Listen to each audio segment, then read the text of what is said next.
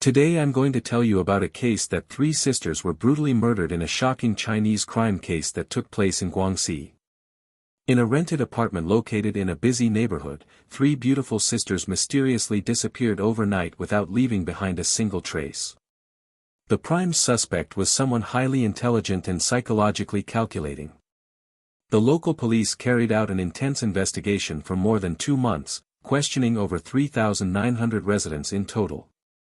In the end, investigators discovered that the killer had acted with incredible boldness, hiding right beside them the entire time. The fierce arguments presented in court left everyone in attendance feeling both horrified and deeply disturbed by the brutality of this terrifying case. So what exactly happened? Now, let's dive into the story together. On February 12, 2009, a gloomy Thursday, a woman named Qin Xiaomei, who lived in the Xixiangtang district of Nanning, went to the Wuli police station to ask for help. Qin Xiaomei told the police that her three younger sisters had been out of contact for more than a day. Even more concerning, all three of their phone numbers were unreachable. She had also gone to the apartment where her sisters lived, knocking on the door and calling out to them for several minutes, but there was no response from inside. Because of this, Qin Xiaomei suspected that something terrible might have happened to her sisters. She and her husband first went to the residential management office and asked them to contact a locksmith to open the apartment door. However, the security staff replied that without the landlord being present, they could not casually allow someone to unlock the room. With no other choice, Qin Xiaomei and her husband went to the nearby police station, hoping the police could help them open the door and check what had happened. After completing the basic registration procedures, officers quickly arrived at the rental apartment of Qin Xiaomei's younger sisters. According to Qin Xiaomei, apartment room 703 was a rental unit with 1 living room and 2 bedrooms. Her 2 younger sisters, Qin San and Qin Xiaoping, normally lived together in that apartment. In addition, there was another missing sister named Qin Jianmei. She lived alone in a different rental apartment within the same residential area. First, the police called a locksmith to the scene. Then, under the supervision of the residential security staff, the locked door of the rental apartment was quickly opened.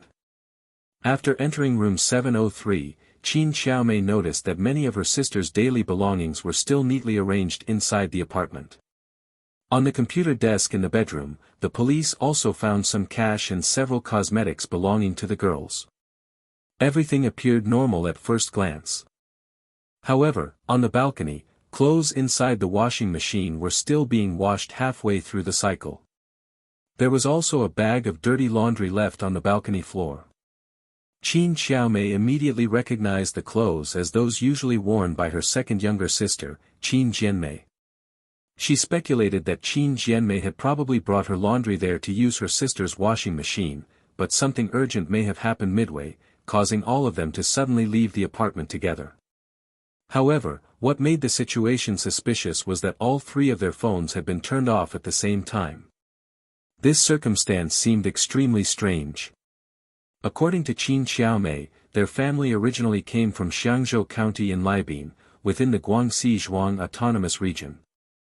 The family had 4 daughters in total.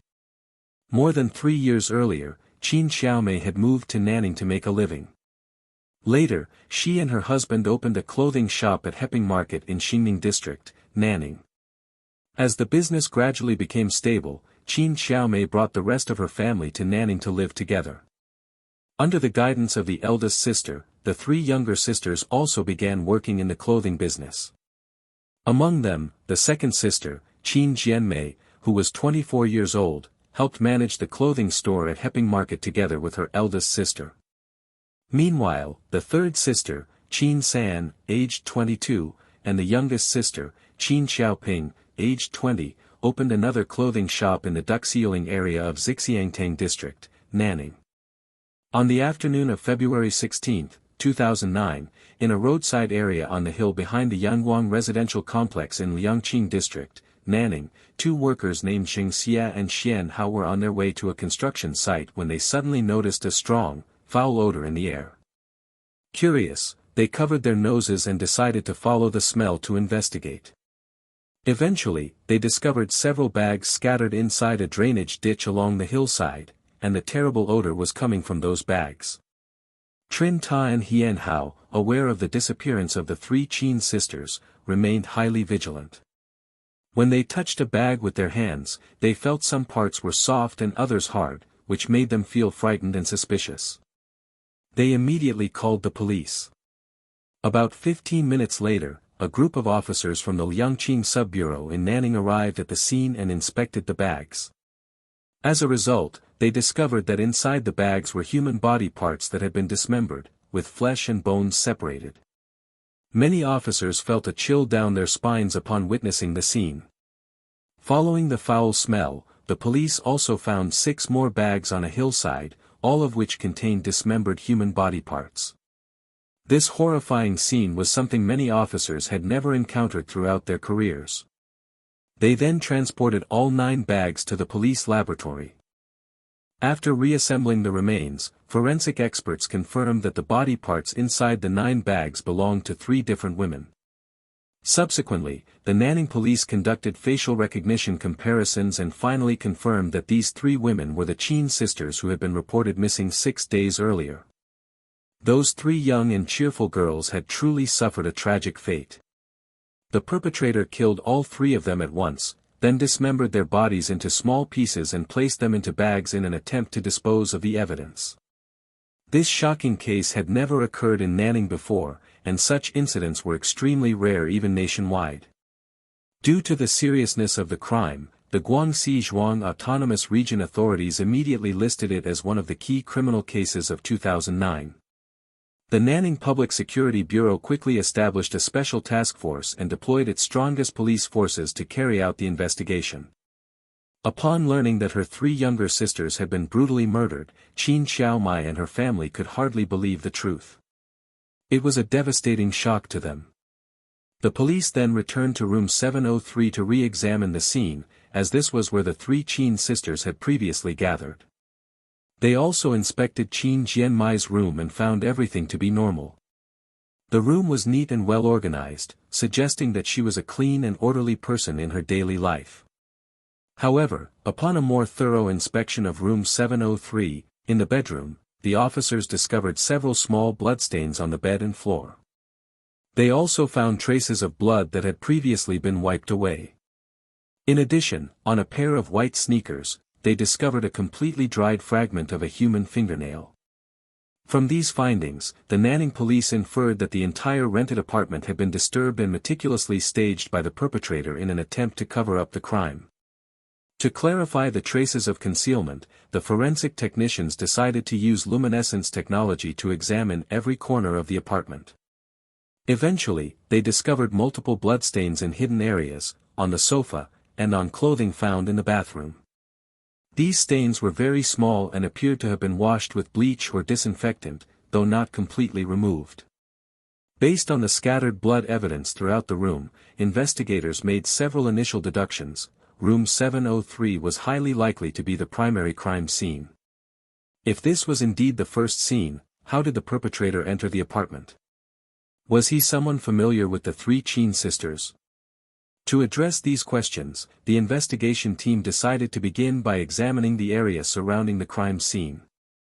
The first possibility was quickly ruled out by the police. This was not a robbery case, as there was still some cash left inside a drawer on the dressing table.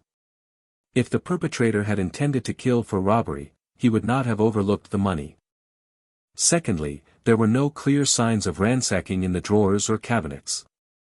Therefore, investigators concluded that the motive was more likely related to a personal conflict, or possibly a sexual assault followed by murder in an attempt to cover up the crime.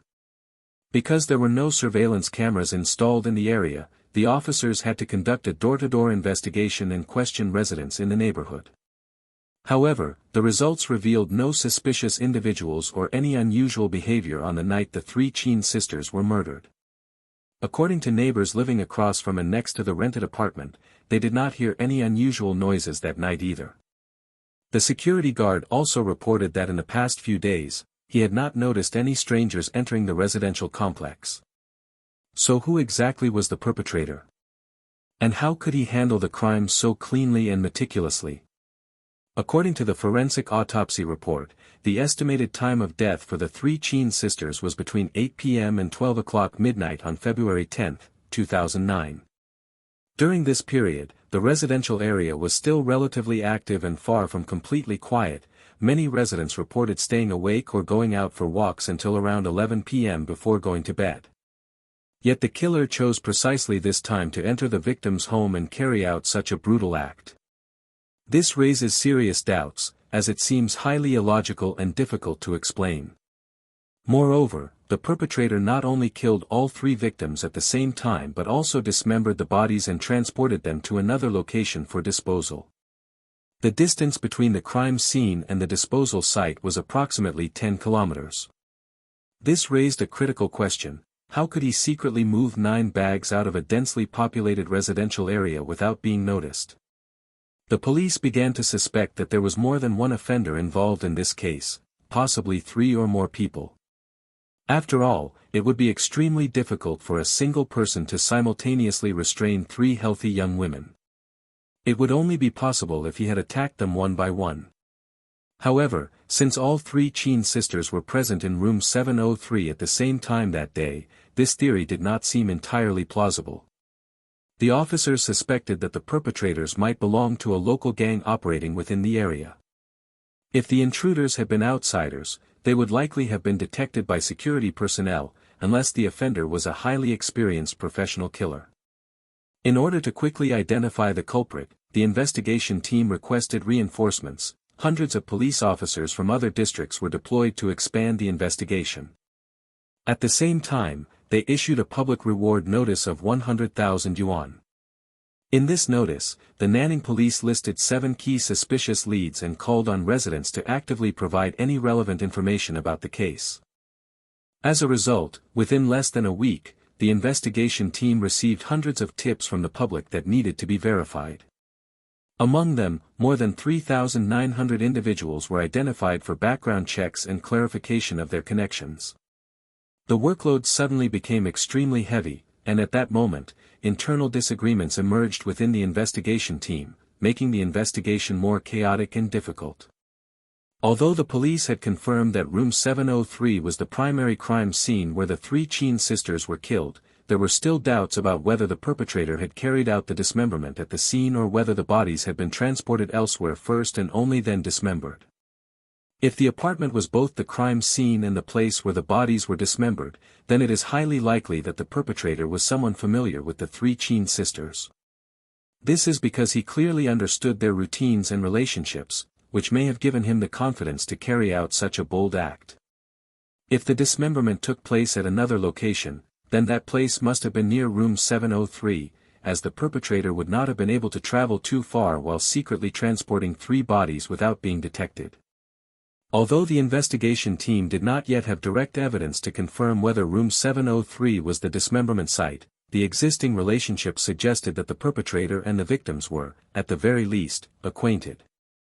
Given factors such as the suspect's familiarity with the building layout and the fact that he was able to enter the apartment freely through the main door without forcing the lock, the investigation team decided to compile a list of the 3 victims' social connections and begin filtering suspects from that list.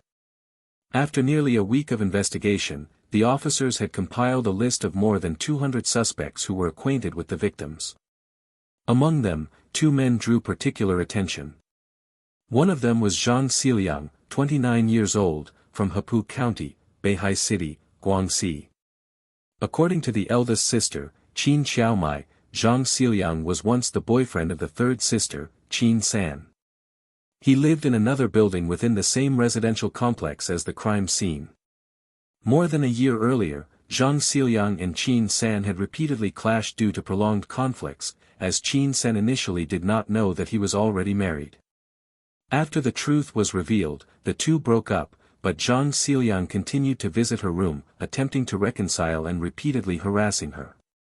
Given this complicated history of conflict, Zhang Xiliang became a prime suspect, with a possible motive of a crime of passion. The second suspect was Ren Luizi, the current boyfriend of Qin San. According to the recollection of the eldest sister, Qin Xiaomai, on the evening of February 10, the four sisters had dinner with their parents, during which she heard Chin San calling Ren Luizi. During the phone call, the two appeared to have an argument. Qin Xiaomai heard her younger sister telling him not to look for her anymore. Since this was Qin San's private matter, Qin Xiaomai did not ask further questions at the time. Noticing that Qin San's two romantic partners were highly suspicious, the police launched an investigation into both of them.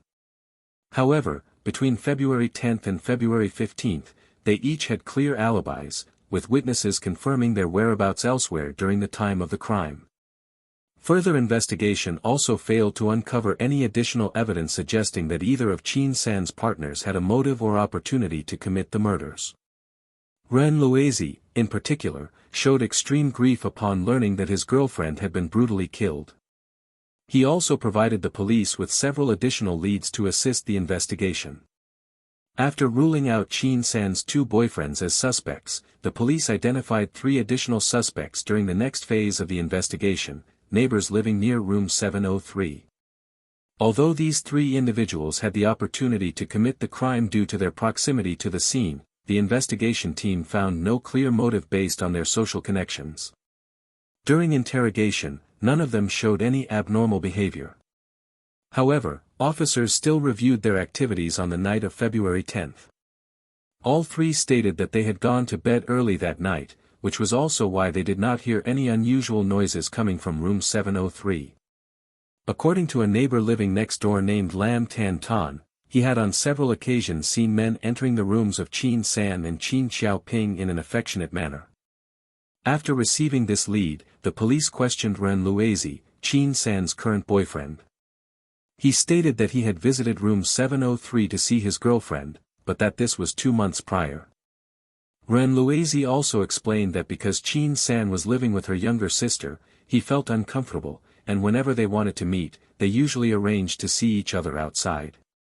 During the investigation, the police also learned that Qin Xiaoping currently did not have a boyfriend, so it was possible that the man Lam Tan Tan had seen was actually Ren Luizi. After further verification, the police eliminated the three neighbors around room 703 as suspects, as they all lived alone, making it highly unlikely that they could have overpowered and attacked all three women at the same time. While the investigation team was still diligently searching for clues, the forensic laboratory reported a significant breakthrough. In room 703, technicians had collected more than 20 human blood samples. DNA analysis revealed an unidentified male profile, and the investigation team believed this individual could be the perpetrator of the murders of the three girls. Based on this valuable DNA evidence, investigators felt they were getting closer to identifying the culprit. They speculated that during the crime, the attacker and the three victims may have struggled, and the knife could have accidentally injured the perpetrator. At this point, if the owner of this blood sample could be identified, the perpetrator, and possibly his accomplices, could be uncovered. The unidentified DNA profile was immediately uploaded to the national database for comparison. During the subsequent investigation, officers cross-checked it against more than 200 acquaintances of the three Qin sisters, but no matches were found. While the investigation team was conducting this large-scale screening, another group of technicians began examining the body bags for additional clues. Although the bags appeared ordinary, one of them stood out in particular.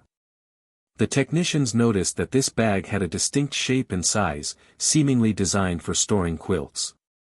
Based on this observation, the investigation team proposed a bold hypothesis: could more information about the suspect be derived from this bag? Given the severity and brutality of the case, the police decided not to overlook any potential lead, no matter how unlikely it seemed. Tracing the origin of the bag itself was relatively easy, but identifying individual purchasers was far more difficult due to the wide distribution.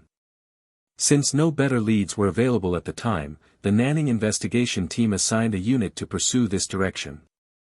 After investigation, they traced the manufacturer of the quilt bag and determined that it had been produced in August 2004.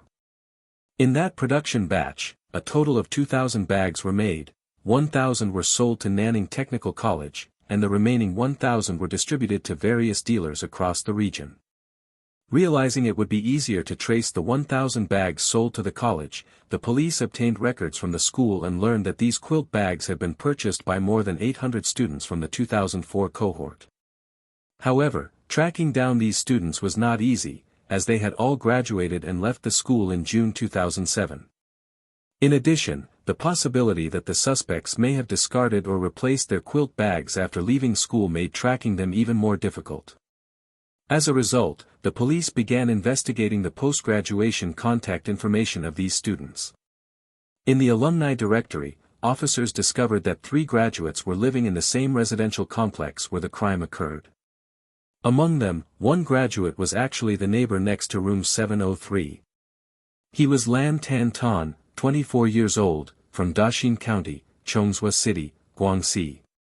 According to records from Nanning Technical College, Lam Tan Ton enrolled in September 2004 and graduated in June 2007. During previous interrogations, he had always remained calm, and notably, he lived alone. How could he have killed 3 young women at the same time? Based on the investigators' reasoning, the 3 neighbors living near room 703 were considered suspicious due to their familiarity with the area and their potential advantage in committing the crime. Although they had previously been ruled out, the new lead involving the quilt bag brought Lam Tan Ton back into suspicion. During interrogation, Lam Tan Ton insisted that he did not know the 3 Chin sisters and had no connection to their deaths. For further verification, the police brought him to the Nanning Public Security Bureau and collected his blood sample. Forensic DNA results confirmed that the male DNA found at the crime scene matched Lam Tan Ton's profile exactly. At this point, the case appeared to be solved. The killer of the 3 Chin sisters was Lam Tan Ton. When questioned by the police, he fell silent and could not offer any explanation. Officers then quickly searched his apartment, room 706. In the master bathroom, they collected several bloodstains, which were confirmed to belong to the 3 victims. They also found 2 women's handbags in his wardrobe containing belongings of Chin San and Chin Xiaoping. With overwhelming evidence, Lam Tan Ton finally confessed to the entire crime and admitted that he alone had killed the 3 Chin sisters. However, what shocked everyone was that he had no prior relationship with the victims. Despite living so close by and being a university-educated individual, why did Lam Tan Ton commit such a brutal act against the 3 Chin sisters? To better understand the case, we need to go back 24 years, to 1985. Lam Tan Ton was born in Daxing County, Chongsua City, Guangxi. Coming from a relatively well-off family, his parents took very attentive care of him while also raising him under strict discipline. From primary school through secondary school, as an only son, Lam Tan Ton lived under tight parental control. He focused solely on studying and was obedient and well-behaved. At the age of 12, in order to avoid upsetting his parents and to concentrate on his studies, he endured severe appendicitis pain in silence until he eventually fainted from the pain. A teacher later discovered him and sent him to the hospital. When asked why he did not seek help from teachers or classmates about his condition, he replied confusedly that he did not even know what appendicitis was. Due to long-term strict upbringing, Lam Tan Ton rarely had the chance to express his feelings to his parents. Conversations at home were usually limited to academic performance and long-term future plans. After graduating from high school, he was admitted to Nanning Technical College, a relatively ordinary institution. Because of his parents' strict restrictions, he was forced to give up his preferred major and instead study a field he had no interest in. During his studies, his parents spared no effort in providing him with the best conditions, including generous monthly allowances.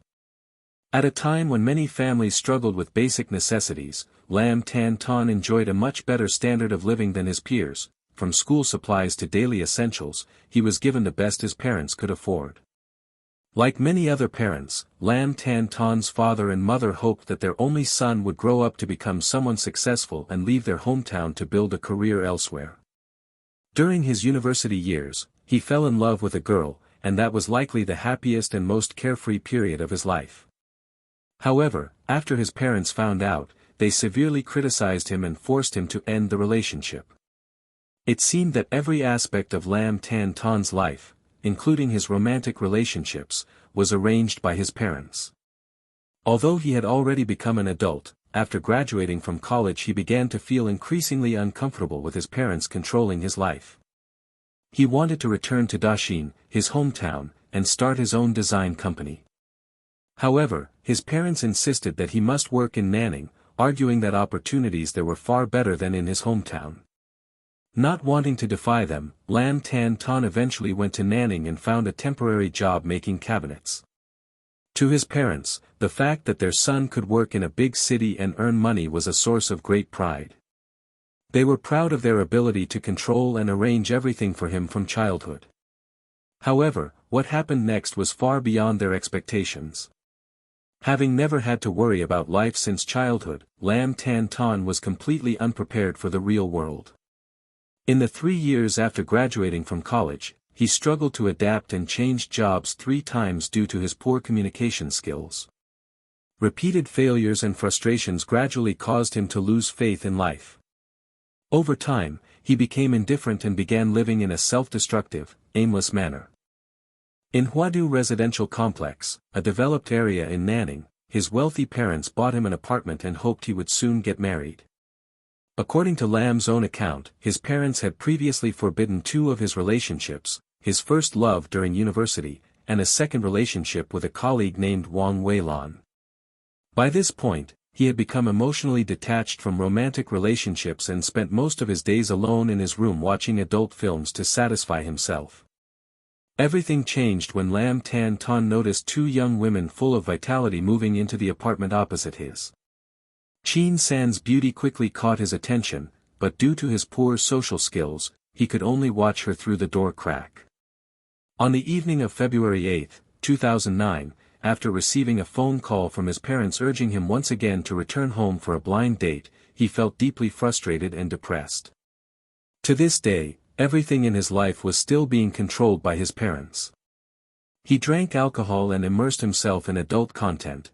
The intense stimulation from these materials led to increasingly unhealthy thoughts. Later, he saw the 2 girls chatting happily in the opposite apartment. Watching their joyful expressions, Lam Tan Ton suddenly felt a sense of injustice. Why could they live such happy lives without even attending university, while he had spent his entire life exhausted and constrained? Chin San's beauty further fueled the dark thoughts he could no longer suppress. During the planning stage, Lam Tan Ton purchased several tools to carry out the crime, including a can of pepper spray, a long rope, a roll of adhesive tape, a goat horn hammer, and a sharp folding knife. On the evening of February 10, 2009, Lam Tan Ton secretly observed Chin San and Qin Xiaoping returning to room 703. He then went to the electrical control box and turned off the power supply to their apartment. After the sudden blackout, Chin San opened the door and went downstairs to check the situation. At that moment, Lam Tan Ton said he felt an uncontrollable impulse and, without hesitation, rushed into room 703 and closed the door behind him. Inside the pitch-dark room, he used pepper spray on Qin Xiaoping, who was sitting on the sofa. Startled, she screamed and tried to resist by lifting her legs. Lam Tan Ton then used a sharp knife to stab her in the leg and threatened her into silence. He subsequently dragged her to the bathroom door, tied her hands and feet with rope, and sealed her mouth with adhesive tape. At that moment, Chin San had restored the power and returned to the apartment. Hearing the knock at the door, Lam Tan Ton looked through the peephole and realized it was Chin San. To avoid being discovered, he first turned on the television in the living room and increased the volume. He then opened the door and quickly pulled Chin San inside. However, she resisted violently. Fearing she might alert the neighbors, Lam Tan Ton stabbed her in the abdomen with a knife, then tied her up and taped her mouth. After restraining her, he dragged Chin San into the kitchen and sexually assaulted her. Afterward, he sat in a daze in the blood-stained room, reflecting on what he had just done, and admitted that he was extremely frightened at the time. Around 9 p.m., someone knocked on the door again. Looking through the peephole, he saw another young woman who was not very tall. To prevent exposure, he brought her into the apartment in the same way he had with Chin San. After completely subduing the 3 women, Lam Tan Ton first turned off all their mobile phones, then shut off the TV and lights. When police asked why he turned off the television, Lam Tan Ton replied that he was afraid the loud noise would attract neighbors, and if someone came knocking on the door, he would not know how to respond. Around 9:45 p.m. that night, the devil-like Lam Tan Ton went into the bathroom and attempted to commit an indescribable act against Qin Jianmai. However, Qin Jianmai refused to submit and fought back desperately. At that moment, Lam Tan Ton became enraged and feared that his crimes would be exposed, and he ended up killing all three Qin sisters one by one.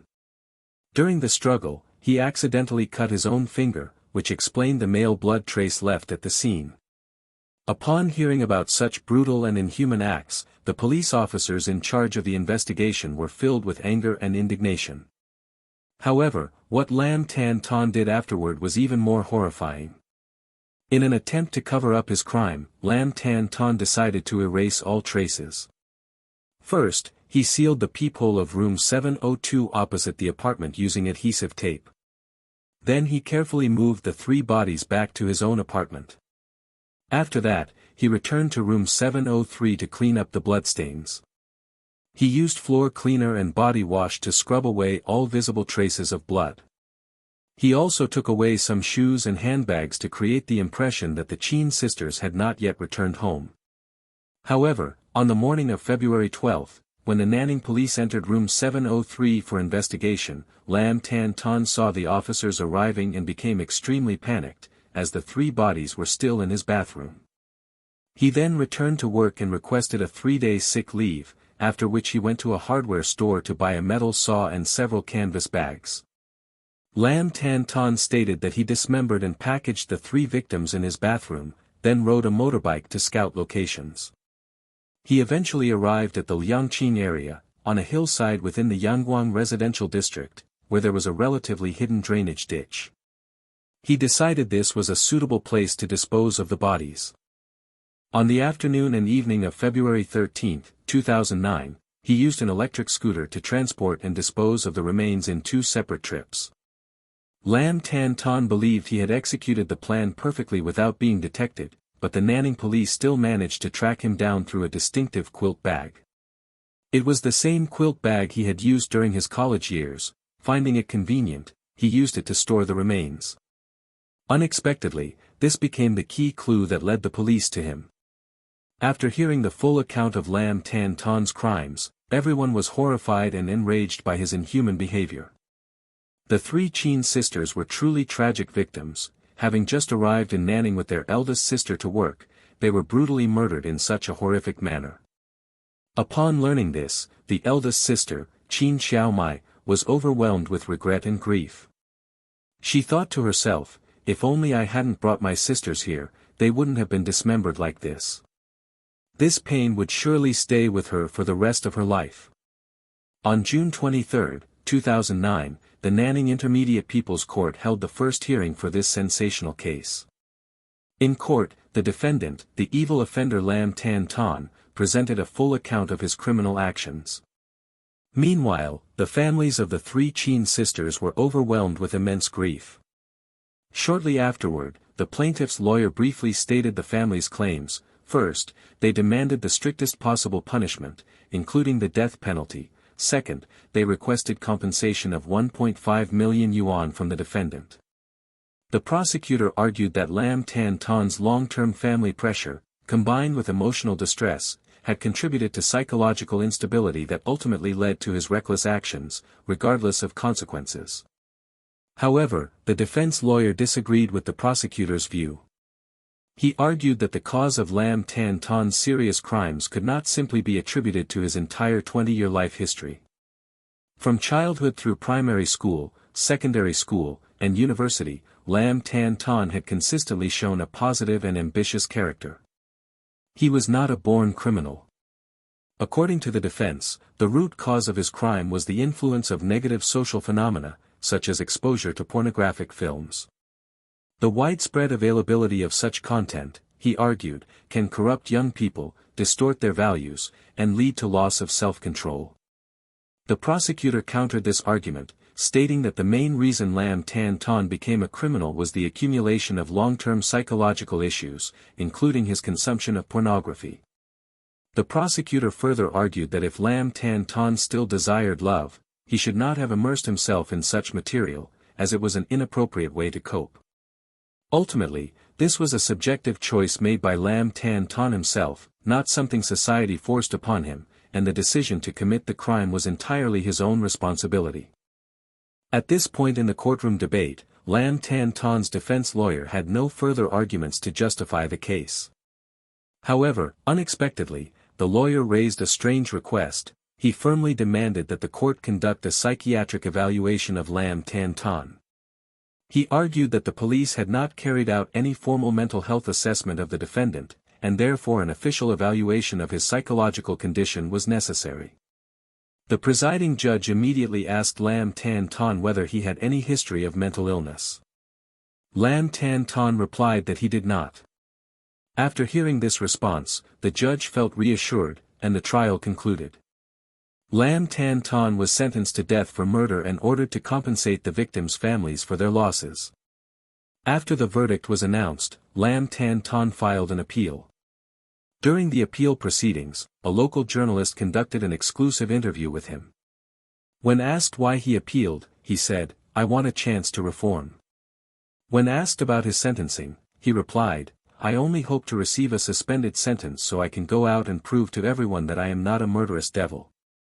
However, it was already too late.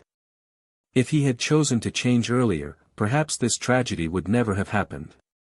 On November 6, 2009, the Guangxi Higher People's Court rejected Lam Tan Ton's appeal and upheld the original verdict.